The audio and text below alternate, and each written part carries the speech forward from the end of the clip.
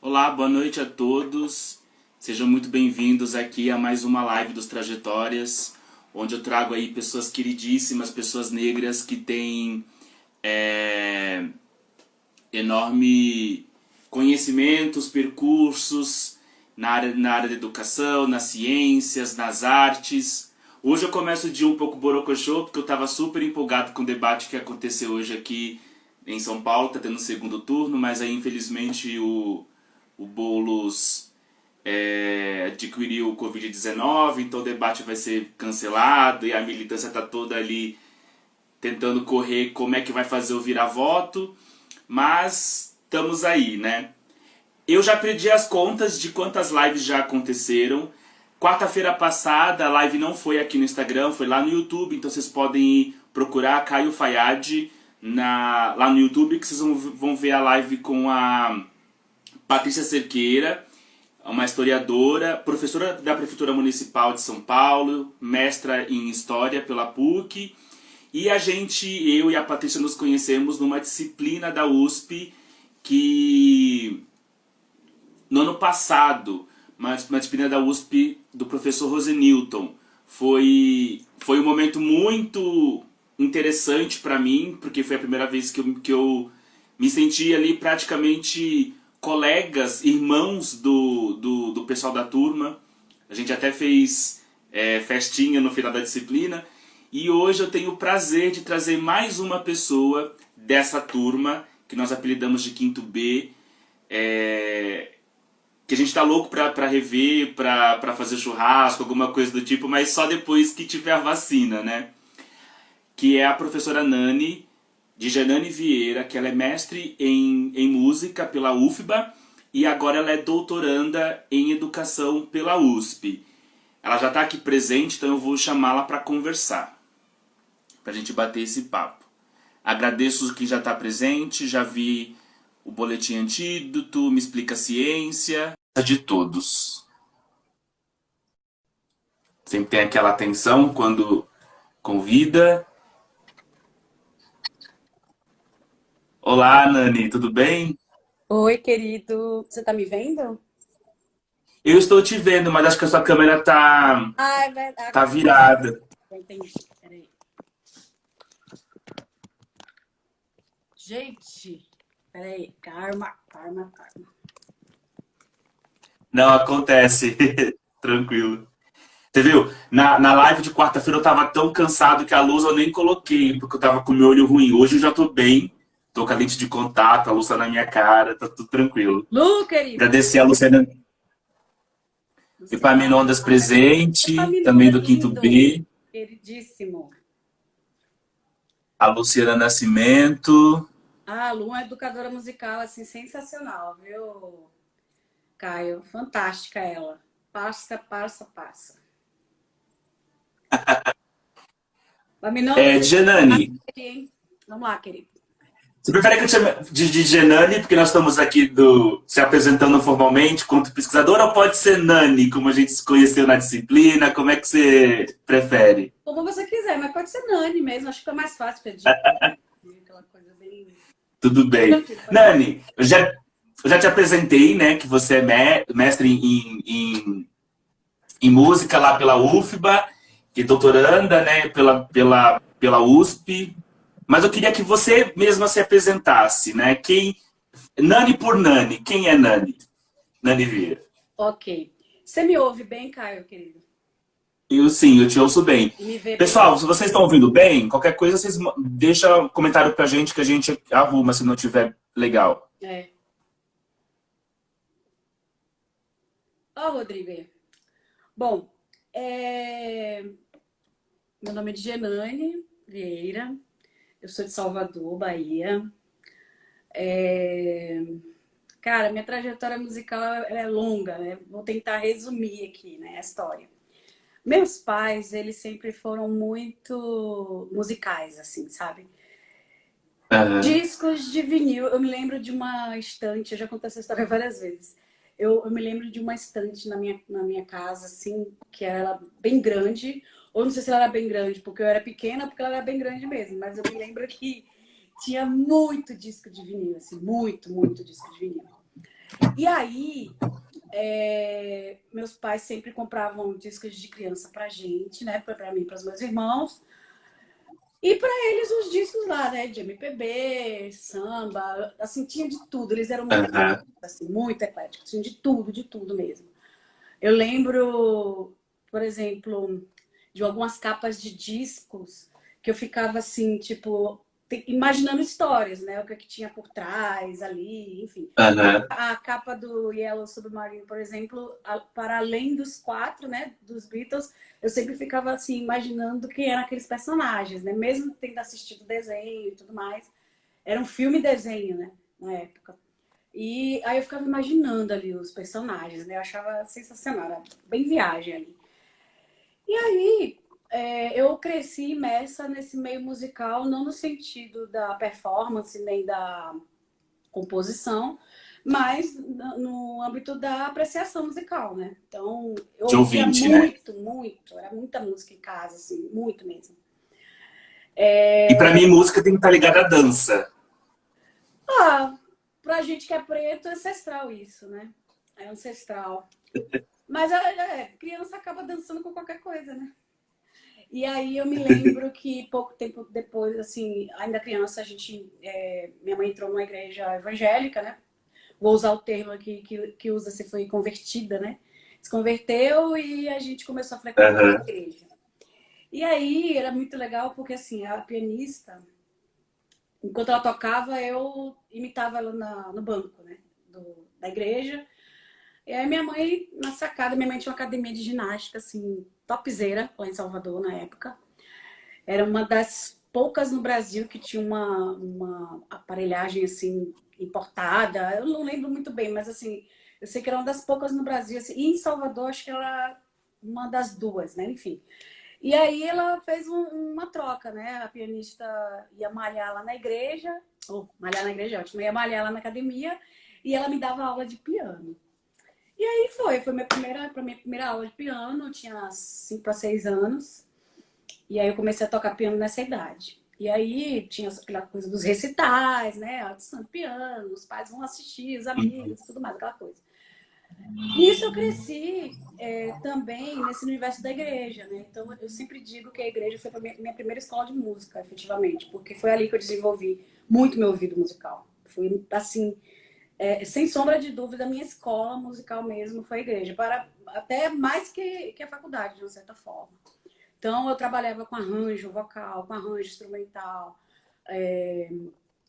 Eu fazia arranjo para grupo misto, grupo feminino, para coral.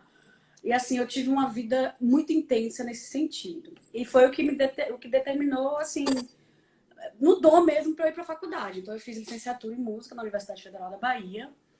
E na faculdade eu descobri o jazz, né? Que me apaixonei até hoje, eu sou apaixonada por jazz. Eu tive um professor de improvisação que era assim uma sumidade, está vivo até hoje, o professor Paulo Gondim, sensacional ele, a filha dele era professora de percepção também, gênio. E aí eu fui nas descobertas, né, na graduação. E quando eu já estava perto de terminar, aí veio a parte do estágio docente, né, já que era licenciatura, eu tinha que fazer estágio. Aí eu fiz estágio lá mesmo na faculdade. Aham. E um pouquinho antes de me formar, eu já estava trabalhando em escola particular. Só que assim, é aquela história, você vai trabalhar para pagar conta, né? E eu não estava gostando dessa experiência, assim, não foi uma experiência muito bacana, não. Mas tem que pagar as contas. Durante também, assim, um pouco mais da metade do curso em diante, eu comecei a cantar em casamento. Então, assim, durante anos eu cantei em casamento, sexta, sábado, domingo, eu pagava as contas, tudo cantando em casamento, né? Era estressante do ponto de vista de lidar com pessoas, né? Sabe que noiva estressada é a pior coisa que tem. Imagino. É tudo perfeito, né? Não pode sair Nossa, nada não, fora dos detalhes. e é interessante porque assim, às vezes as pessoas não sabem, né? Que, por exemplo, você quer o repertório. Olha, eu quero música X porque marcou meu primeiro encontro, nosso primeiro beijo e tal. Aí escolhe todas as músicas. Aí depois que a gente já ensaiava, já tava achando o tom, tava tudo certinho, redondinho. Ah, eu não quero mais aquela música, nem aquela, nem aquela. Eu quero essa, essa, essa. Aí você às vezes não conhecia a música. Enfim, era uma novela, menina, nessa época aí, viu? Mas eu me divertia muito. A galera que eu tocava porque eu cantava junto ao grupo, né? Era amigos de faculdade, era bem legal. Em 2004 eu vim para Jundiaí, vim para São Paulo, na verdade eu fui para Marília primeiro e em julho de 2004 eu vim para cá, para Jundiaí e tô até hoje, né? Eu comecei a trabalhar aqui como professora de música numa instituição de educação especial. E aí em 2006 eu entrei na rede municipal de Jundiaí como professora de arte. E aí, assim, embora eu seja formada em música, eu fiz especialização em regência coral, porque quando eu terminei a faculdade eu estava muito ainda voltada para regência coral, entendeu? Então, o meu TCC foi em regência, trabalhos que eu fiz muito também foi com relação à regência. Eu regi vários corais em Salvador, e quando eu cheguei aqui, eu não regi o coral dessa instituição, porque eu já tinha uma regente, eu dava aula de música, mas na igreja que eu frequentava aqui eu também tinha envolvimento, enfim. E aí eu fui fazer especialização em regência coral aqui em São Paulo mesmo. E aí foi, né? Aqui na docência, na prefeitura, como professora de arte, como é polivalente, né? Isso para mim é um problema, porque você tem que dar aula de todas as linguagens e tem que dar aula bem, né? Então, assim, mesmo você não sendo formado em determinada linguagem, você tem que dar essa linguagem. Mas eu sempre tentei canalizar mais para música. Então, assim, a gente teve na primeira escola que eu dei aula na prefeitura, a gente teve um coral, que era o maior coral da rede municipal. E assim, era o coral mais requisitado, né? Então, assim, inauguração de creche, evento da prefeitura, evento de turismo, tudo que era da prefeitura chamava o coral do Rotary. Era impressionante, assim. Então, de 2006 até 2009 para 2010, esse coral aqui era o que existia, né? Eu Valéria, cantei em querida, meu coral, amor. sabia, Nani? Valerinha, beijo pra você. E aí... Eu cantei em coral durante um tempo. Ah, é? Olha, e coral pra mim foi algo assim que me libertou, sabe, assim, que não me deixou cair numa depressão durante muito tempo, assim. Da minha graduação, eu era meio ranzinza por várias coisas, assim, e o coral pra mim era o local, eu entrava e começava a cantar, era um alívio, assim, ver todas aquelas vozes timbrando, e mesmo um trabalho em equipe, cada um ali com a sua parte, eu lembro, assim, com muito carinho, sabe, desse momento. O coral, a prática coral, Caio, ela é muito benéfica, porque assim, primeiro porque é um coletivo, né? Já começa daí, que é um coletivo. Aham. Então, vai ser o tímido, vai ser aquele que canta desafinado, mas acaba afinando quando está em grupo. Tem aquele que é solista e vai também fazer a parte do grupo. Então, assim, ele é muito democrático, né? A prática é muito democrática e ela é uma prática que agrega. Então, assim, eu sempre gostei muito de coral, primeiro porque eu gosto de ver gente, assim, sabe? E tem aquela coisa do ariano, né? Eu gosto de estar ali na frente mandando. Então, assim, o regente, ele não deixa de ser um líder, né? Então, eu gosto Aham. muito, muito dessa coisa, assim. E não só por isso. Até porque eu ficava de costas, né? Então, assim, pro público. Mas, assim, eu gostava daquela energia que vinha, né? Muito. Eu regi um coral de italianos, o coral mais tradicional de italianos aqui em Jundiaí também. Eu regi por quase 2 anos. Quando começou o mestrado é que eu tive que parar, né? Em 2016, eu comecei o mestrado lá na UFBA, novamente, né? Filha voltou a casa. E aí E aí você foi morar lá, de volta? Não, eu ia e vinha toda semana. Era bate e volta. Nossa. Se não fosse a bolsa, minha filha, nossa senhora, não dava não. E aí eu fazia esse bate e volta, né? Para Salvador, comecei o mestrado lá em 2016. Na verdade, eu tinha tentado aqui, né, em algumas universidades, mas não rolou. O tema, como que a gente bem sabe como é que é, né? Que esse tema de africanidades, ele tem uma certa resistência. E no campo da educação musical não é muito diferente, né? A educação musical está Aham. começando a se abrir, principalmente aqui em São Paulo, porque ainda tem uma visão muito eurocêntrica, né? Ou quando não é muito eurocêntrica, é voltado para o lado das brincadeiras e jogos musicais, que é interessante, que é bom também, mas existem também outras temáticas, né? E aí eu tentei algumas vezes o mestrado, não consegui. Em 2016, quando eu falei assim, quer saber, é a última vez, não vou tentar mais nada, não. E aí passei, né? Passei, fiz lá na UFBA, e o meu tema foi justamente as práticas de ensino e aprendizagem na cultura hip hop. E aí, o que mais para dizer? Menina, aconteceu tanta coisa aí desse nascer até hoje que eu esqueci já, né? Ah, mas assim, Não, fala. eu gosto de ouvir, porque aí você vai falando algumas coisas, eu vou lembrando. Que nem você começou falando de capas de disco. Você acredita que eu lembro as primeiras capas de disco da minha vida? E eu olho, quando eu vejo eu me vejo pequeno olhando para essas duas capas de disco, que é o disco da Clara Nunes, que eu não lembro o nome, mas ele era um fundo branco, ela de cabelão vermelho, eu não sei se é o Nação. Eu E sei o qual é outro, esse, sei qual é esse. e o outro, e olha como eu lembro tão bem, porque eu só lembrava do Super Sonic, que era uma dupla de rap, ou um trio de rap estrangeiro, que aí, e como eu sabia da capa, e eu sabia Super Sonic, comecei a buscar, e eu encontrei. Chama JJ Fad. E a gente tinha em casa esse disco.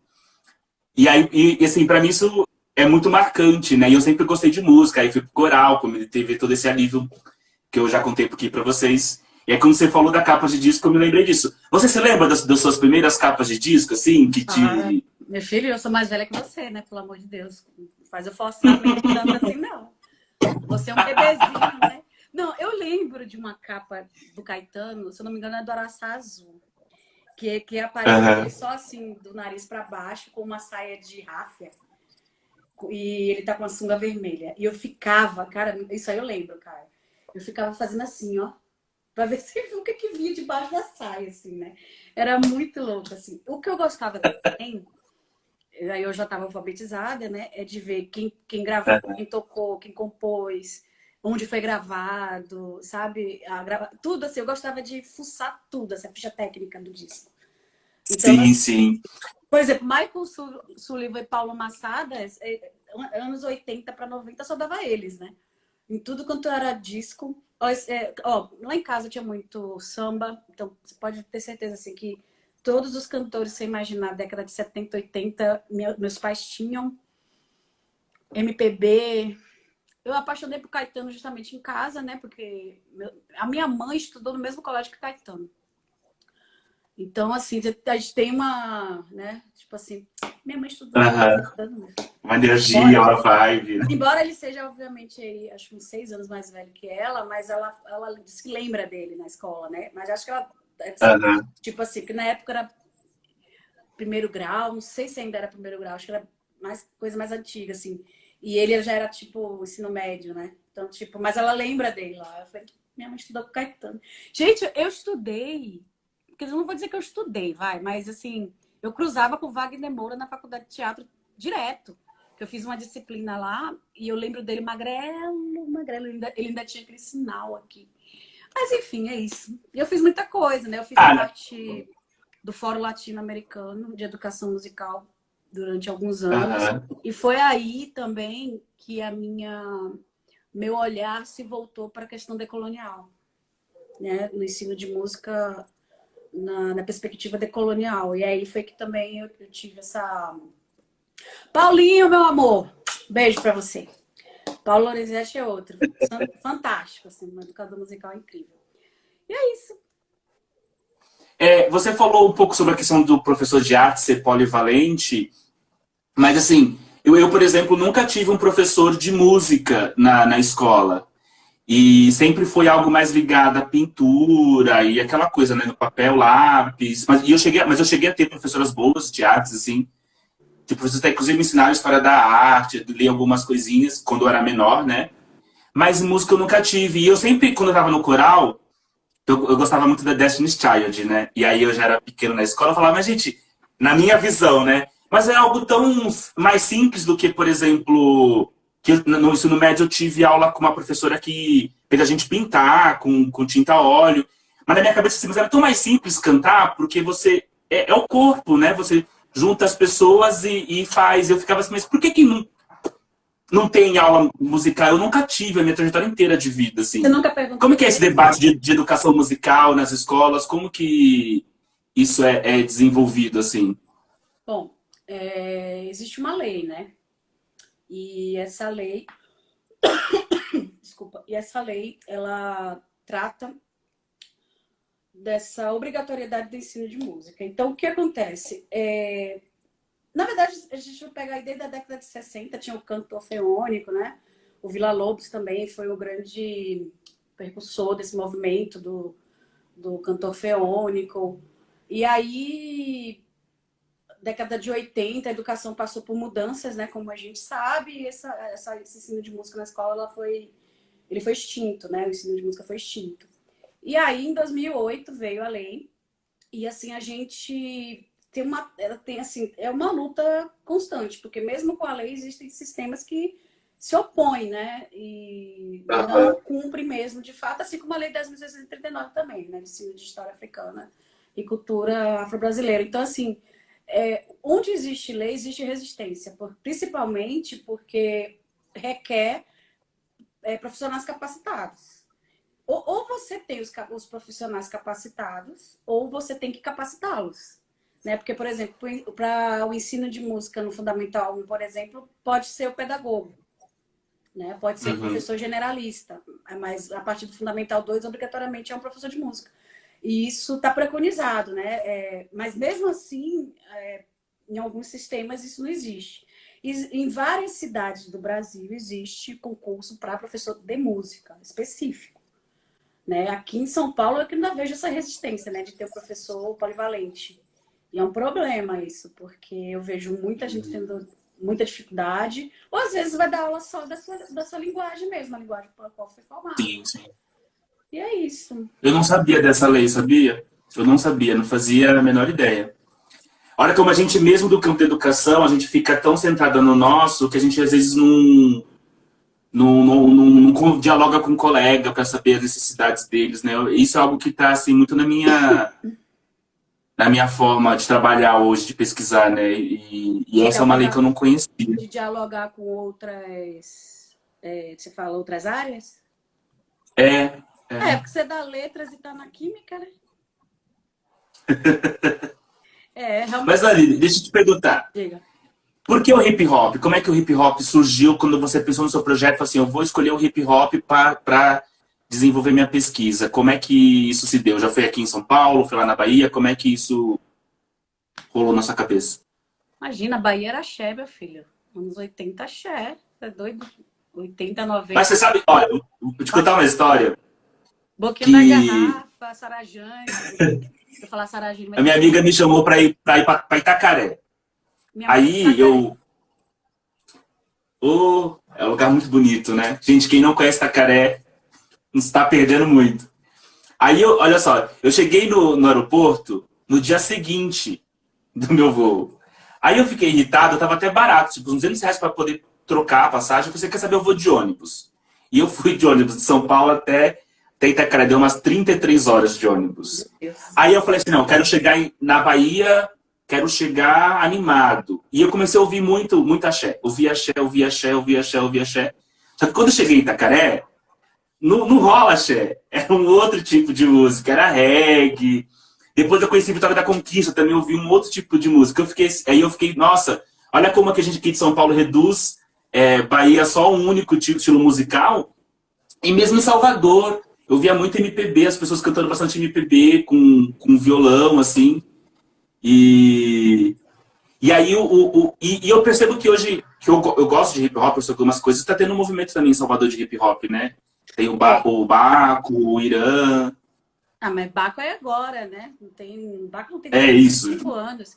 Mas é que assim, por que eu falo do axé? O axé, ele explodiu na década de 90, de 80, né? Foi de 80 para 90 ali.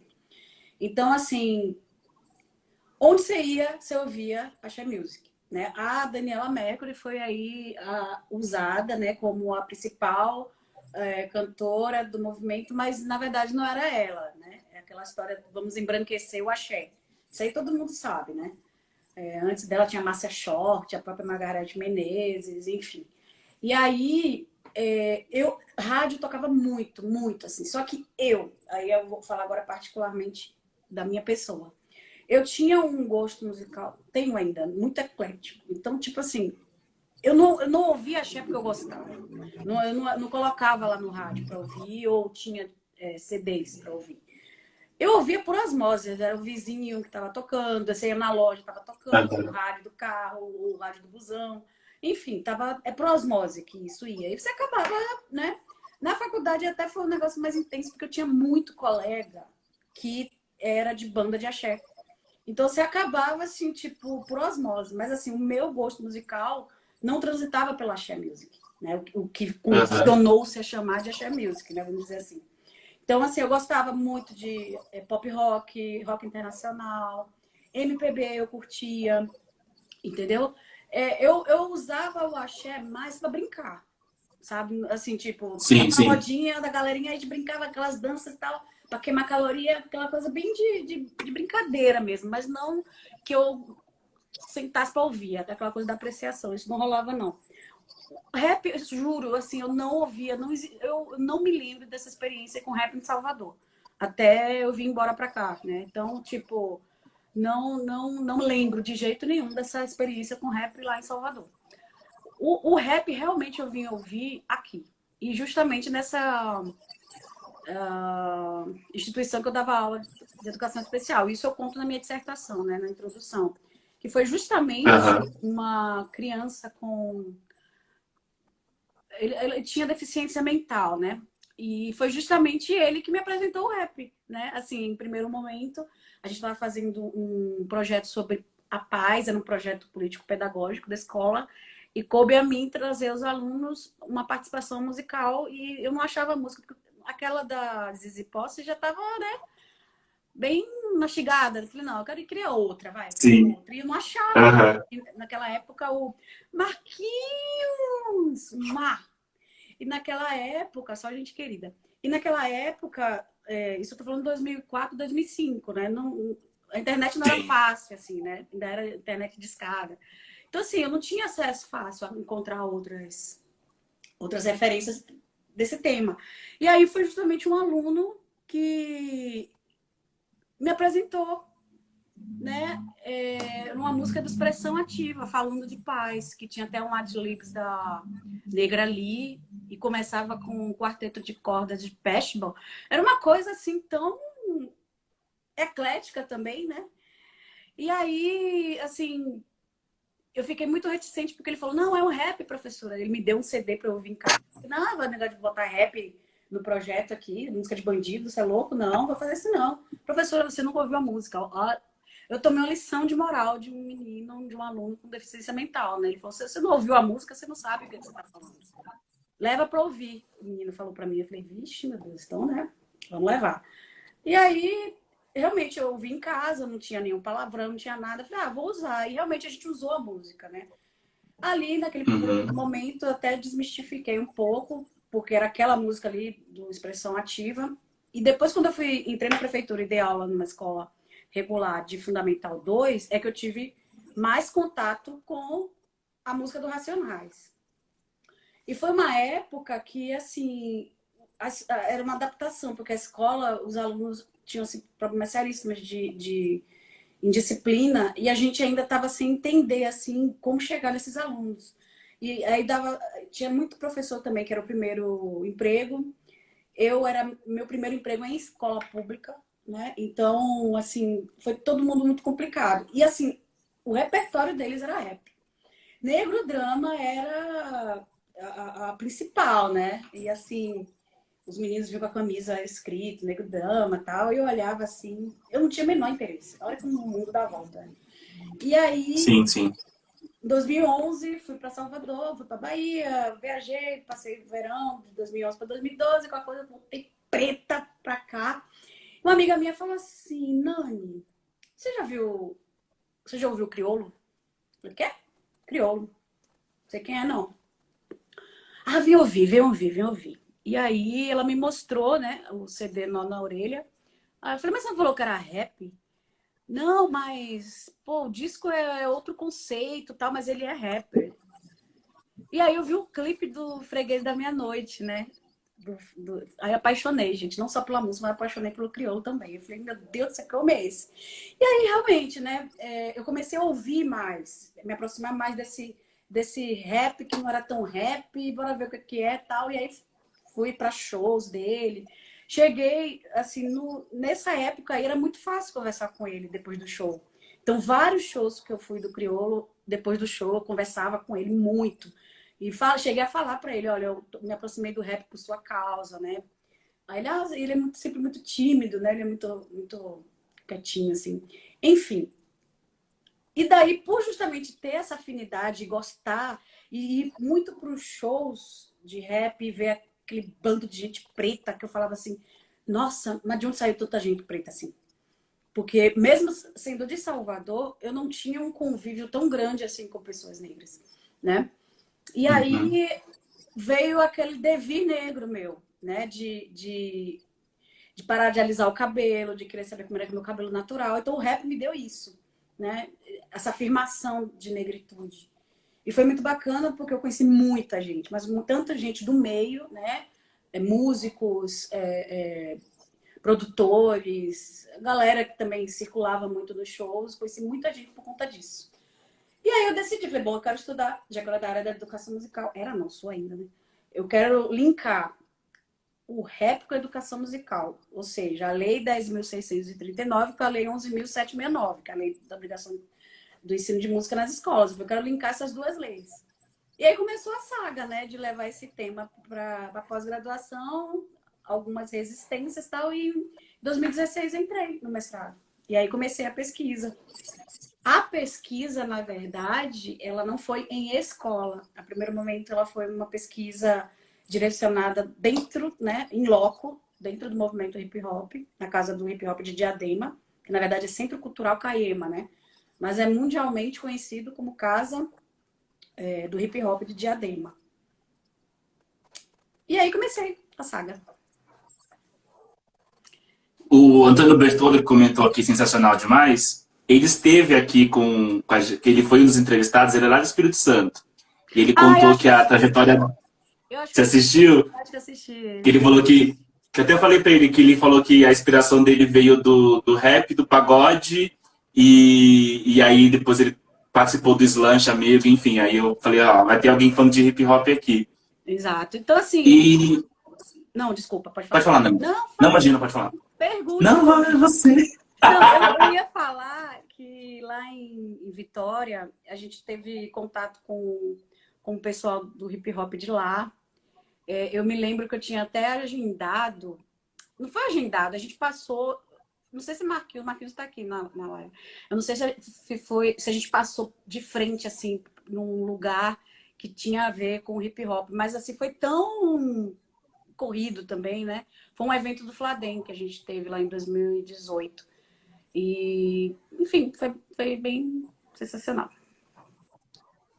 E uma curiosidade que eu tenho, quando você pensa na lei e no sentido de linkar as duas leis, eu sou leigo, tá, na questão musical, é mais uma relação com a letra da música, com a composição, com a sonoridade? Como é que tudo isso era articulado no seu projeto?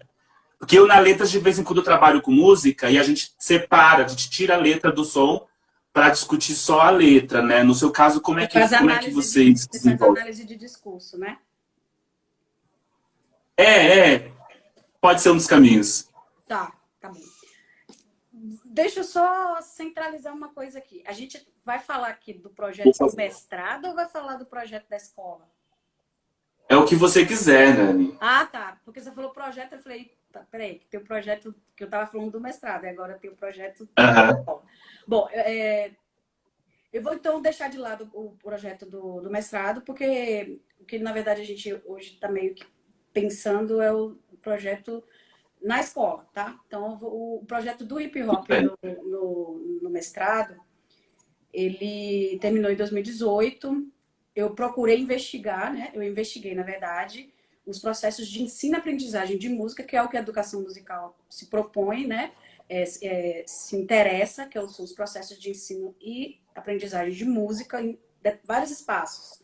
Não necessariamente os espaços escolarizados ou ditos formais. E Uhum. nesse momento eu quis também entender como que a cultura hip hop em si influencia na formação das identidades afrodiaspóricas, especialmente de jovens negros, né? Então, essa foi a pesquisa do mestrado. Então, vou deixar ela aqui um pouquinho no cantinho. Para o doutorado, inicialmente, eu tinha transferido essa preocupação minha de processos de ensino e aprendizagem de música, ao invés de ser no âmbito aí fora da escola, de trazer essa preocupação para dentro da escola. Eu não sou, obviamente, a única pessoa que se preocupa com isso. Inclusive, eu vou mostrar aqui algumas produções, mas eu tinha essa curiosidade. Foi justamente quando eu cheguei na USP, que eu encontrei um grupo de estudo que está voltado a essa questão do hip hop na escola, né? Então, para mim, foi a chave e a fechadura, né? Foi bem interessante isso. Então, me abriu realmente a mente para essa questão. Inicialmente, o projeto de pesquisa era esse, né? Transferir essa preocupação aí de investigar processos de ensino e aprendizagem, como a música interfere na juventude e tudo mais, na escola, mas aí depois eu abri campo, né? Eu ampliei esse projeto para entender como os professores de arte polivalente lidam com a Lei 10.639. Por quê? Eu partindo da minha própria experiência.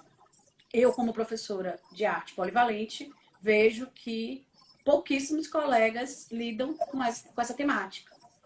E é uma temática que urge, né? A todo momento a gente está trazendo a questão racial na mídia, nas discussões, as crianças estão a par disso todos os dias, né? É impossível com a popularização da internet hoje a gente ter acesso às informações, e as crianças também têm. Então, assim, como que a Lei 10.639 está ligada às práticas dos professores de arte polivalente? Então, o projeto deu uma modificada. Isso não quer dizer que as práticas musicais decoloniais não estejam inseridas aí dentro. Porque eu tenho interesse em saber como esses professores também lidam porque, na verdade, são todas as linguagens, né? Eu quero entender, por exemplo, como o professor lida com o desenho na perspectiva decolonial, como ele lida com a pintura, como ele lida com a música, se ele traz artistas negros, indígenas, assim, eu quero entender como que o professor de arte traz para sua prática a Lei 10.639. Isso o professor de arte polivalente, tá, Caio? E aí, vou chegar... Você quer fazer mais alguma pergunta para... Não, eu tô aqui de boca aberta, eu tô prestando bastante atenção. Tá bom. Mas se interrompa se quiser, tá? E aí, Tudo bem. ano passado, eu voltei para a educação de jovens e adultos em 2017, né? Eu dei aula nesse Centro Municipal de Educação de Jovens e Adultos em 2012. Entre 2013 e 2016, eu participei de um projeto de formação de professores. Em 2017, voltei para a EJA. E eu vim assim, com sangue nos olhos, que eu queria fazer alguma coisa do hip hop, né? Comecei com o Fundamental 1, mas assim, não é um perfil muito assim, porque são pessoas que precisam muito, eles têm uma sede, uma gana muito de ler e escrever. Pensa que são pessoas assim, muito, muito simples, que não, assim, nunca tiveram escolaridade, então eles estão chegando no Fundamental 1 da EJA, eles querem ler e escrever, eles não querem saber de fazer arte. E foi muito difícil, porque realmente eles não queriam saber de fazer aula de arte. Não todos, claro. Eu desenvolvi alguns projetos, tal, fiz muita coisa com o Fundamental 1, mas grande parte dos alunos não queria fazer aula de arte. E uma vez eu propus, olha, né, vamos conversar e tal, rap, nossa, aí vinha, né? Todos aqueles estereótipos, a música de bandido, professor, negócio de rap, isso aí é coisa de maconheiro. Ah, que maconheiro que é, de bandido mesmo. Ai, nossa, era assim, eu nem quis também estressar. Em 2019, eu fui para o ensino médio, nessa mesma escola, né?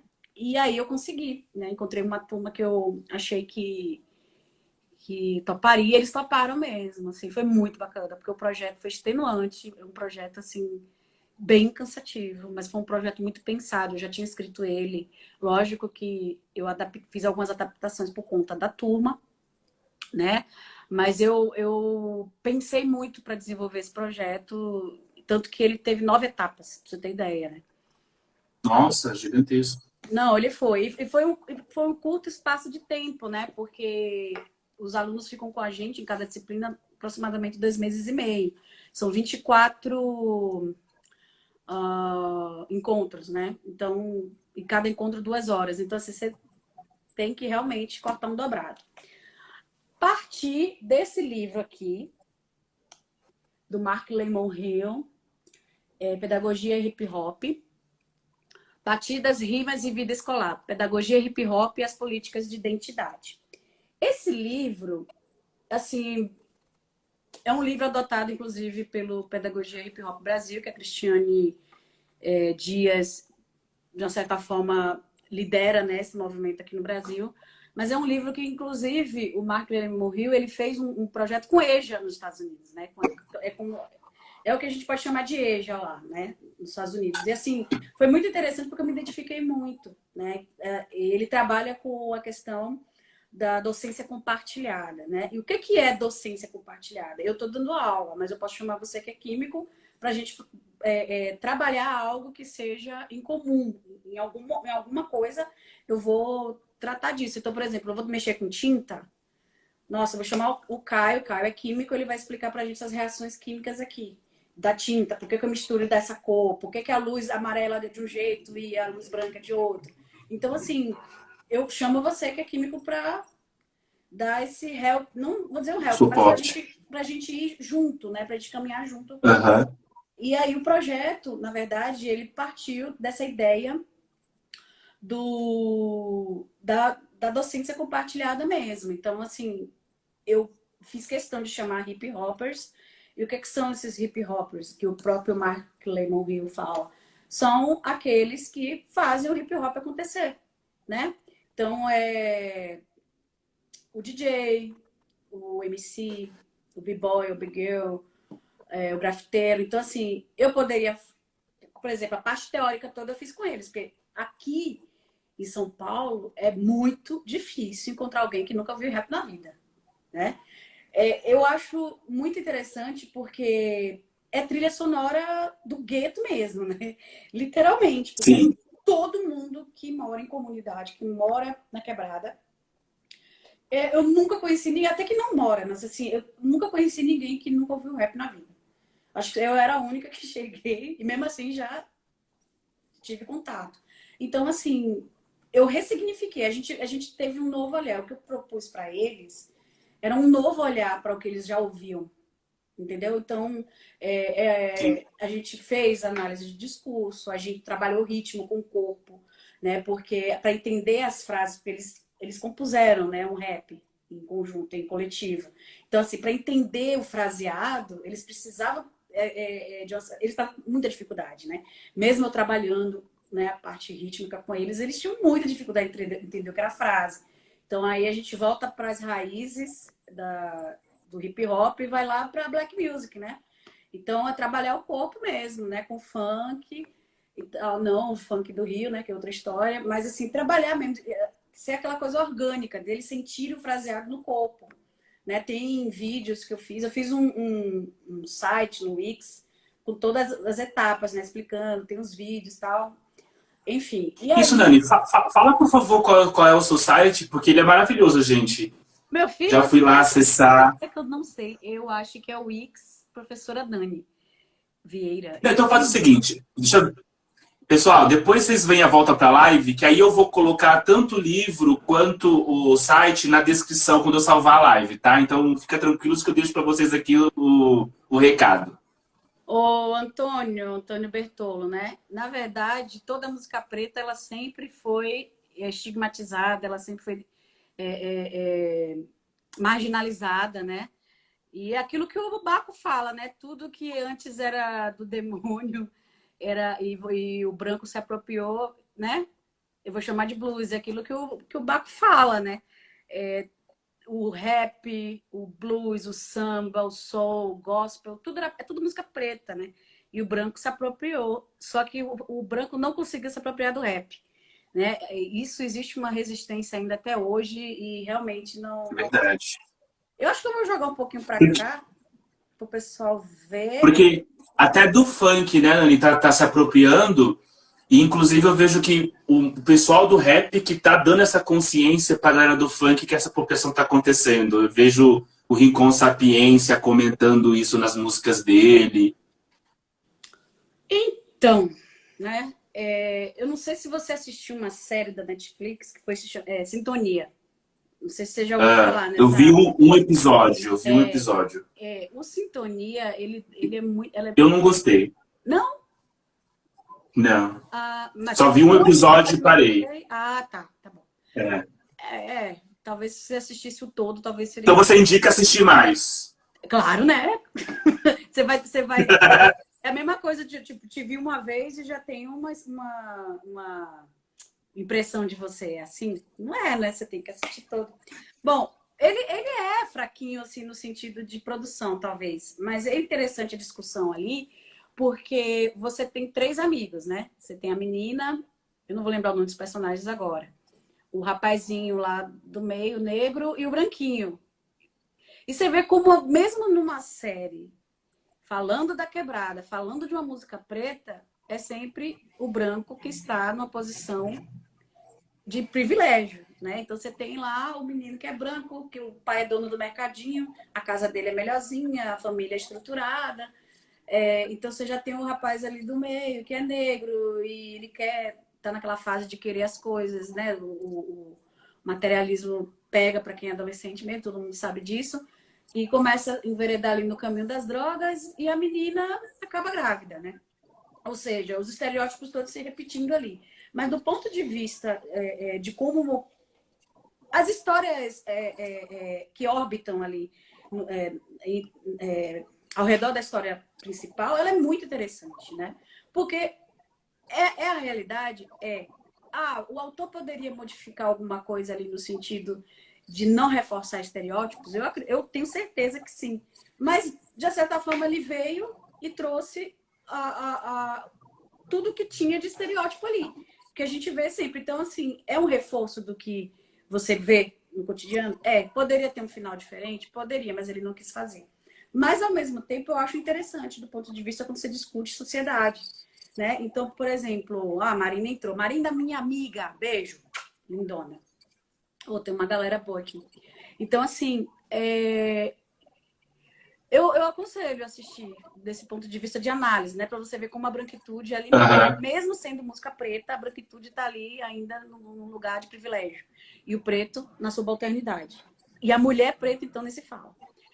Já do ponto de vista de você entender a história, isso a gente está pensando no audiovisual, tá, Caio? Do ponto de vista da história, você tem, eu até coloquei isso na minha dissertação. Agora já deve ter outros, né? Mas, assim, tem 2 séries também. Uma é um documentário, outra é a série. O The Get Down, que é uma série da Netflix também. Olha, eu fazendo propaganda. Pode fazer, né? Propaganda.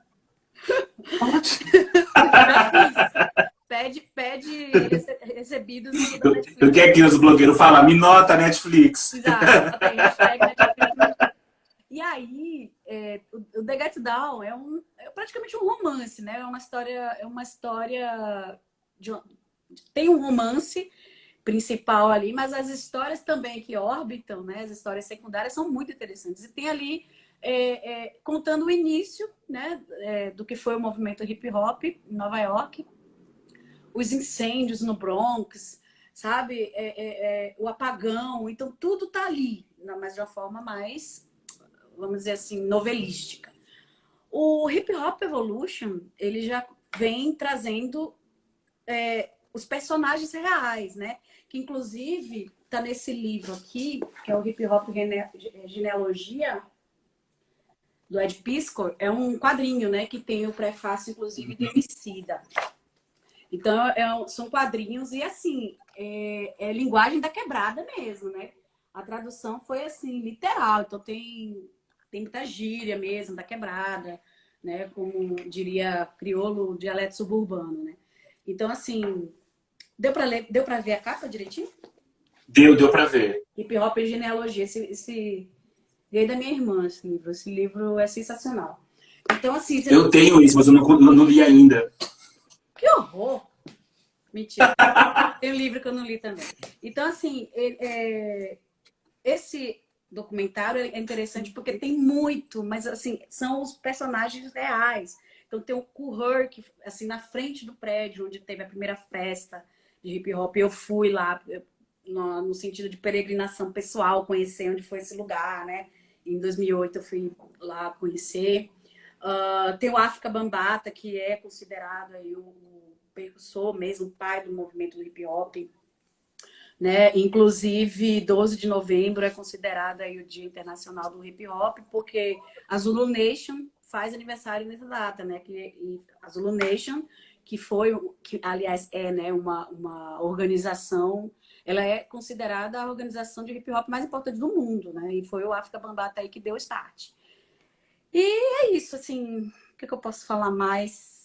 O projeto foi muito Você interessante. acompanha, Nani, as mulheres no hip hop? Sim, eu ia falar já disso, porque, inclusive, eu tenho um capítulo na dissertação que ela fala de gênero, né? Então, não falo só das mulheres, mas eu falo também da comunidade LGBTQI, que na época era LGBTQIA+, agora tem o P, né?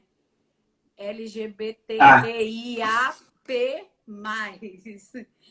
Quando eu terminar o doutorado, acho que vai ter mais algum. Mas assim, eu acho sensacional, porque a gente é múltiplo, cara. Eu acho isso sensacional. inclusão. Total, mano. E vai ter que ter mais, né? Enfim, vou falar das mulheres rapidinho. Você quer perguntar alguma coisa? Posso Não, continuar? não, não, só tô só curioso de te ouvir. Eu tenho a Eu tô impressão que eu tô encantado. falando demais, né? Eu Já tô tô... encantado. Ah, meu Deus. Vamos lá. Bom, Que hora que eu fico assim, é porque eu tô todo de boca aberta, que eu fico assim, fecha a boca. eu sei que eu sou linda, cara. Vamos lá.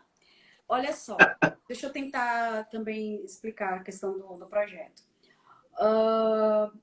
Nessa turma tinha mais homens que mulheres, e é uma coisa muito rara, porque geralmente o que chega para mim são mais mulheres que homens. E era uma turma que já vinha de outra disciplina, então eles já estavam mais familiarizados uns com os outros, né? Inclusive, aí, aquela coisa, né? Não sei porque o povo disse que eu tenho um cara de brava, né? Aí no início eu achava que eu era muito brava, não sei o quê. E aí eu comecei mostrar mesmo, não tem por que tipo, fingir, né? Eu sou isso aqui mesmo, acabou. E eles começaram a realmente se identificar, né? E aí, à medida que a gente ia desenvolvendo o projeto, primeiro eu fiz a primeira etapa foi querer entender o gosto musical deles. Né? Como era esse repertório musical de vida, o que eles escutavam, qual era a playlist e tal. E eles vinham trazendo, né? Como a gente está aqui no interior de São Paulo, então rola muito sertanejo, né? Mas tem gente que era de São Paulo e veio para cá, tem gente que era do interior de Minas e veio para cá, então foi muito eclético, assim, né? Mas, Sim. assim, se a gente for pensar aqui meu Deus, se a gente for tabular isso, dava mais a questão do sertanejo, né? E tinha uma roqueira nessa turma, assim, que a mulher era roqueira. Mas não era rock brasileiro, não. Era rock internacional, rock clássico. Então, todas as bandas, assim, que você imaginar, ela tinha disco e vestia preto e tudo mais. E aí ela falou, professora, eu odeio rap. Eu só vou fazer esse projeto porque tá na aula. Não quero perder o ano, mas eu odeio rap. Eu falei, relaxe, relaxe. Você vai aprender, ninguém tá mandando você também, né? Ser devoradora, voraz, assim, de rap, não. A gente só vai estudar. No final, essa mulher ficou encantada, assim, era a que mais participava, né? E tinha uma evangélica também, que eu falava, ai meu Deus, esses palavrão dos Racionais, essa mulher vai ter um treco. E, nossa, ela também era a que mais participava e soltava o corpo, dançava. Eu falei, oh meu Deus, eu acho muito como a música realmente bate e transforma, né? E os alunos, assim, em momento algum, eles foram reticentes, né?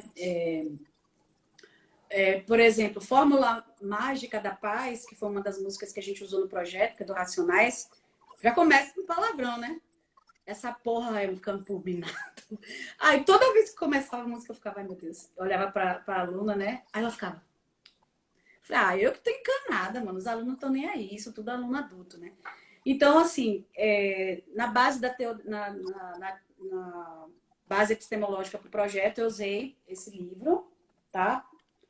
Eu usei também um que é um clássico quem trabalha com hip hop e educação, que é da Elaine Nunes, é a nossa mais velha, a nossa gurua, Rap e educação, rap é educação. Isso aqui é impossível você falar em hip hop educação sem falar em Lani Nunes no Brasil. Porque ela foi a primeira pessoa a trazer a temática para a educação.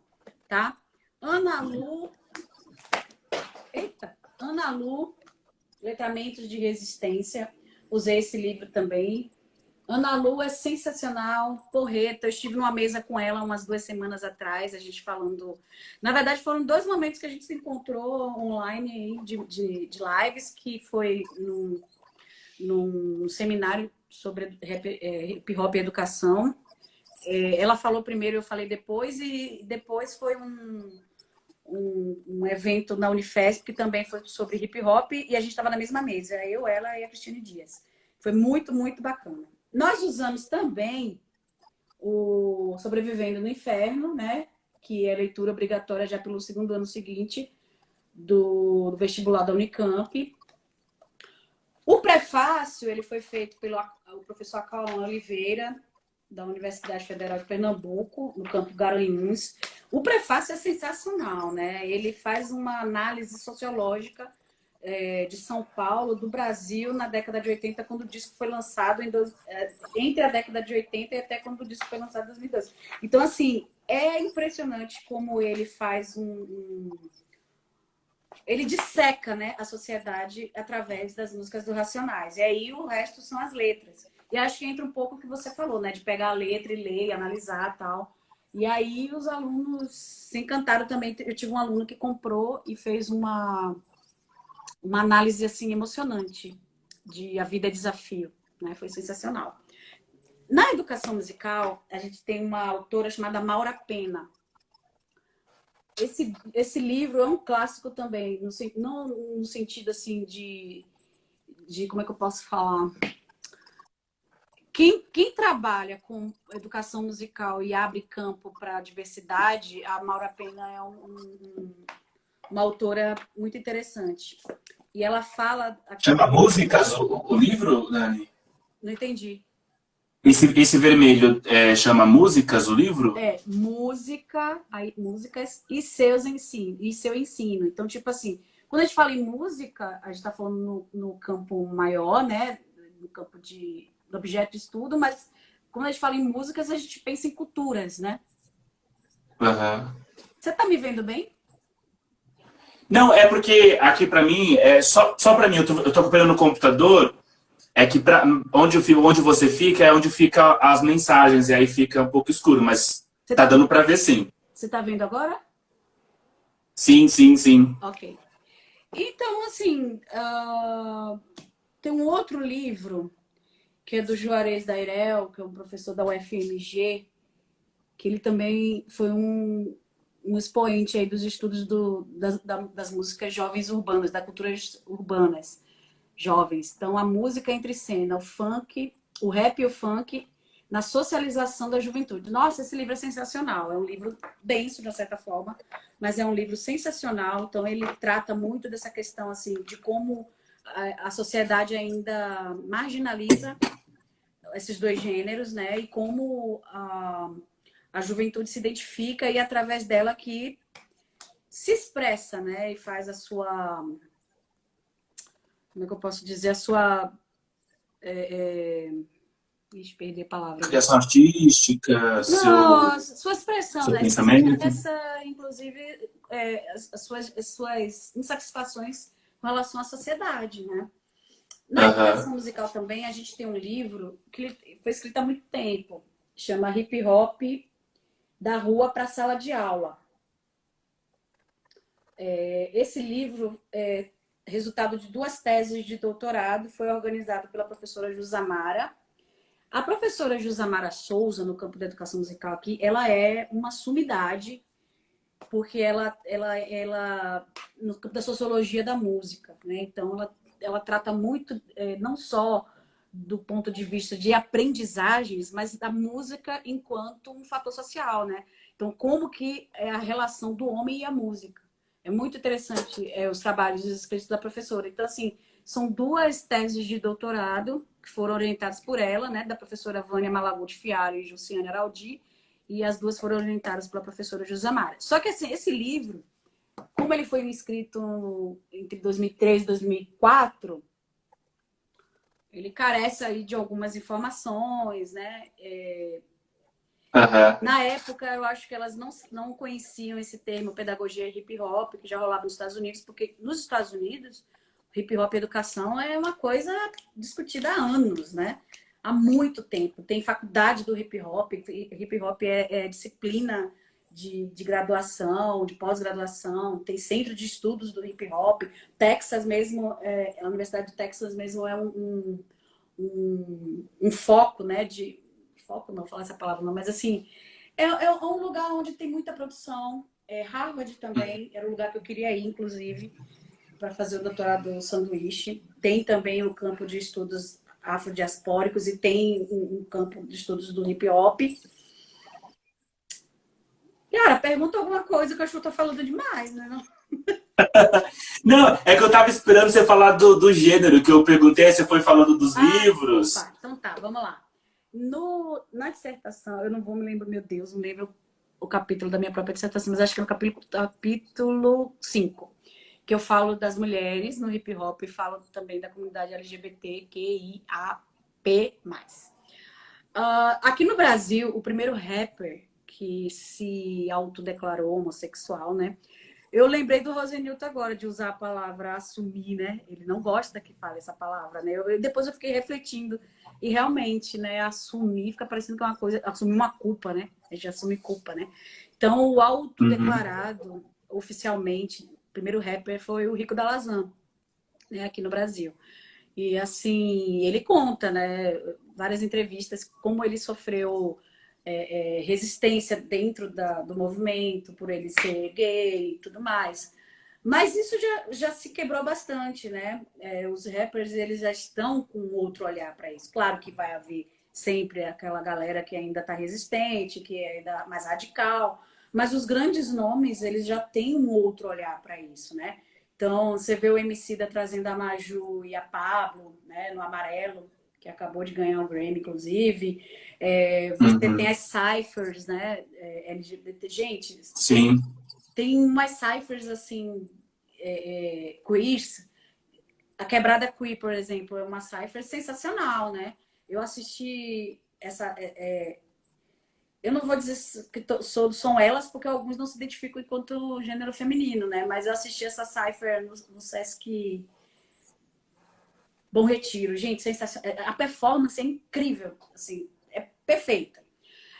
As mulheres no hip hop, elas existem desde quando o hip hop começou. Só que, obviamente, existe a estrutura machista dá destaque para o homem, né? Existe em toda a sociedade. Patriarcado. Mas você tem uma visibilidade, essa palavra que tá procurando. Você tem uma visibilidade maior sempre dos homens. Então, quando você fala em rap nacional, o primeiro nome que vem é Racionais. 4 homens pretos, Racionais. Né? Não só, obviamente, pelo histórico gigantesco, pela incrível trajetória e obra que eles têm, mas são homens, né? Então, você tem... Às vezes as pessoas nunca ouviram falar, por exemplo, da Cheryline, da Dinadi. A Negra Lee, ela é até mais conhecida porque ela foi partir para a carreira solo. Né? Então, você tem aí discos solos dela, trabalhos solos, só que ela foi mais popularizada. Teve aquela série da Globo que ela participou também.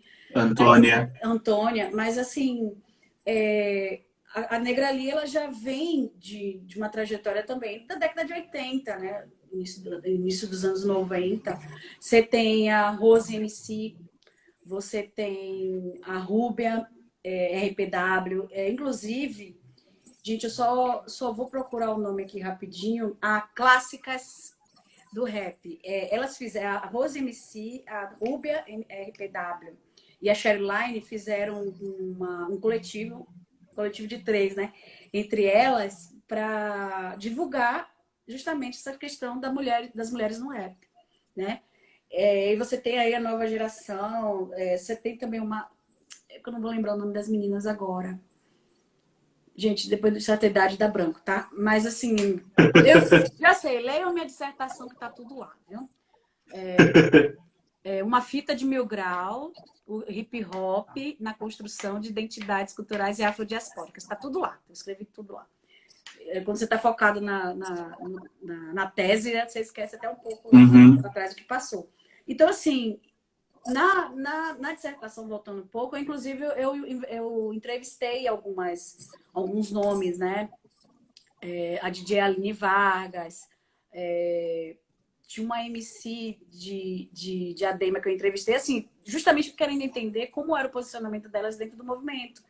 E todas elas falavam que a resistência era muito grande ainda, né? Mesmo ela já tem um nome e já tem o seu lugar na cena e tudo mais. Mas os meninos, quando eu ia entrevistar os homens, né? Eles falavam, imagina, a gente não tem esse problema. As mulheres estão aqui todas abraçadas, né? Não existe esse machismo. Machismo é na sociedade de uma maneira geral, não é só o hip hop que é machista. E existe uma dificuldade também que eu percebo de alguns não assumirem, não vou dizer também assumirem, mas assim, de não aceitarem de que o machismo ainda existe dentro da cultura hip hop, né? Dentro do movimento, mas a resistência das meninas estão aí, né? Sempre presentes. Nani, a gente chegou já no nosso teto. Só para finalizar, você estava falando de séries da Netflix. Você acompanhou aquele reality show que tinha como jurado a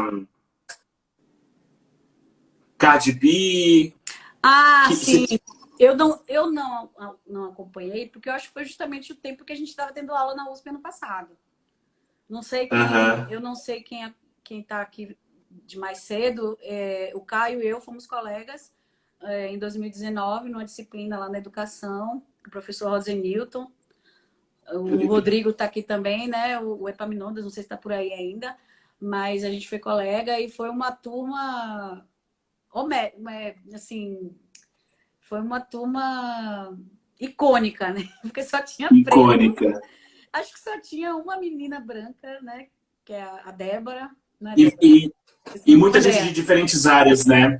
De diferentes áreas. Tinha o da química, Terena da biologia, você da música, o Rodrigo da performance, e as coisas da história, enfim. E foi Nani, interessante isso. Não, pode falar. Você quer dar o seu adeus, se despedir, dar alguma indicação final? Foi muito bom, eu gostei bastante. Eu fiquei aqui só aprendendo. Obrigada.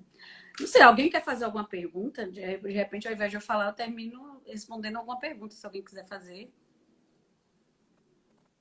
Quando eu tô assim, eu tô no computador, tá, Nani? Porque pra mim fica melhor.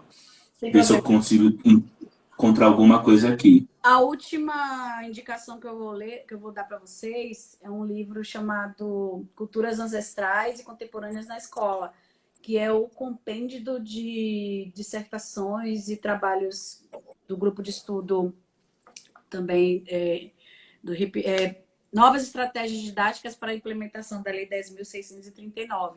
Então, esse livro, ele traz alguns projetos que foram realizados também nas escolas em São Paulo, dentro de um projeto temático da FAPESP. Então, assim, tem muita... Assim, além da discussão, que é muito interessante, tem muito trabalho muito bom mesmo, que foi realizado na escola pública. Cara, eu queria dizer que foi saudades da nossa turma, né? Eu tô sempre em contato com você, porque eu vejo suas lives aí. Você agora virou blogueiro mesmo, né? E assim... O Antônio disse que foi sensacional a fala, que foi um prazer te ouvi-la. Obrigada, Antônio. Eu também ouvi a sua, eu gostei muito. Eu corroboro com essa fala, Nani. Muito obrigado mesmo. Eu tava falando com o Gerson, né, que assim, eu sou... Porque a minha pesquisa, ela envolve também com um pouco com arte, né? Eu trabalho mais com arte literária, mas de vez em quando eu trago alguma instalação de um artista preto para falar, música, cinema. Só que assim, eu me proponho a isso, mas eu sei que eu tenho algumas falhas teóricas nisso, né? Então, quando eu falo que eu fiquei aqui de boca aberta, é porque, de fato, eu tô pegando algumas coisas aqui, tô pegando esses livros aí que eu vou ler e ver se eu consigo elaborar algumas coisas de forma mais consistente, né? Porque já que é para se propor trabalhar química e artes, que é bom fazer o negócio direito, né? Lu, Tá chegando mais algumas mensagens? ó, eu tô botando pra Luciana aí, que ela falou que esse último ela gostou. Paulinho, querido, é bom também sempre estar em contato com você. Bom, como aqui foi a proposta de um bate-papo, né? Não é nenhuma aula, nem nenhuma palestra, nem nada. Então a coisa é mais informal mesmo. E eu gosto. Informal mesmo. Essa, inclusive, é a terceira da semana. Eu peguei uma segunda, peguei uma quarta, essa é a da sexta, é a terceira da semana. Mas eu tô perdendo aos poucos a vergonha, porque eu sou muito tímida para esse tipo de atividade, gente. É impressionante. Eu assisto de todo mundo, mas eu fico com vergonha também. Mas é isso. Eu acho que ler, né, Caio, é o que a gente tem que fazer. Ler, claro, a gente pode ampliar e ler de outras áreas também. Mas se a gente se predispõe aí num projeto científico, acadêmico, a gente tem que ler bastante. Essa pandemia até fiquei em déficit nisso aí, porque até a minha cabeça organizar as ideias demorou um tempo, né, para entender o que estava acontecendo. Então, acho que agora nas férias, estou de férias prêmio, inclusive, desde sexta-feira passada, tô uma semana, não consegui descansar, acho que agora eu descanso. Aí agora acho que eu vou atrás aí na tese, porque, né, meu filho, já estou na metade do caminho, né? Então, já é a qualificação e aí estamos aí. Nani, eu agradeço imensamente a sua presença. Espero que a gente possa aí trocar mais ideias.